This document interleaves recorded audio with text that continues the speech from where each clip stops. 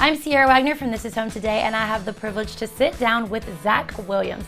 He's a hometown guy from right here in Jonesboro, Arkansas, and now a Grammy Award-winning Christian artist. He is coming on tour to First National Bank Arena tomorrow night. We're here with Zach Williams, who is born and raised right here in Jonesboro, Arkansas. How are you today? I'm good. How are you? I'm good.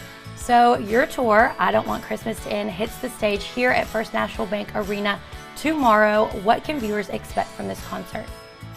You know, it's going to be a fun night. We're going to play some of our, some of the hits that we've had over the last few years, and then dig into some Christmas music.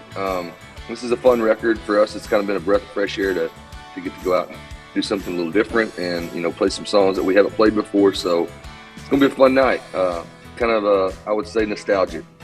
Yeah. So on the nostalgia portion of that, what's it like getting to come back to your hometown and be on tour? It's great. I haven't been back and played a show in Jonesboro since I think October of 19. So it's going to feel good to get back and see some old friends and familiar faces, and it just feels good to be in your hometown again.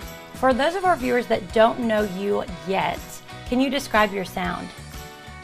I would think I grew up listening to all kinds of music. Got gospel roots and country roots and rock and roll and blues, and so I feel like it's kind of become just kind of a melting pot of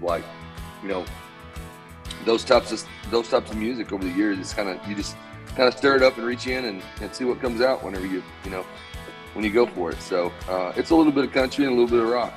How did you get into Christian music? I know you have a testimony regarding this. Yeah. For years I toured in a band there in Jonesboro, and we played all over the place. And I had just gotten to a place in my life where I needed to make some serious decisions in order to keep my family. I was living pretty reckless, pretty wild life. I was, kind of 100% all the time at what I was doing, and unfortunately, I was involved in a lot of things that I didn't need to be at the time. And my wife was pregnant with our daughter in 2012, and we left to go to Europe for a month, and I just knew that I was at a crossroads, and needed to make some big decisions. And I was on that tour, and I heard a song by a band while we were driving across Spain.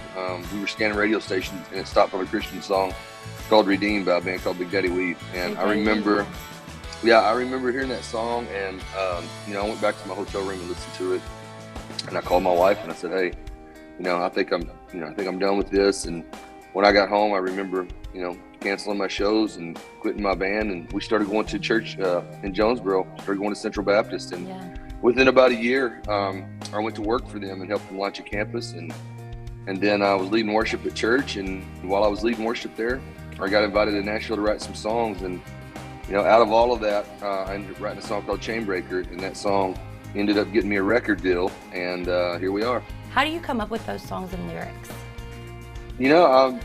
I write from just experiences, seasons of life that I've been in, places where I've been, and a lot of times I'm writing a song for myself to try to get me through that time in my life, and a lot of times I'm writing from remembering or looking back. When I think about a song like "There Was Jesus," for me, I didn't realize all the things that I missed, the years that I ran from God. I look back and think, in every moment of all that, God was doing something, and I just, I was too caught up in myself and other things to notice that. But now that I look back 20 years later, I can see where he was, keeping me out of trouble here, and, protecting me in certain places. And so, they're all different, and I think as long as I hopefully can continue to write from those places, and, maybe write from a place where other people can connect to, that, that's my plan anyway.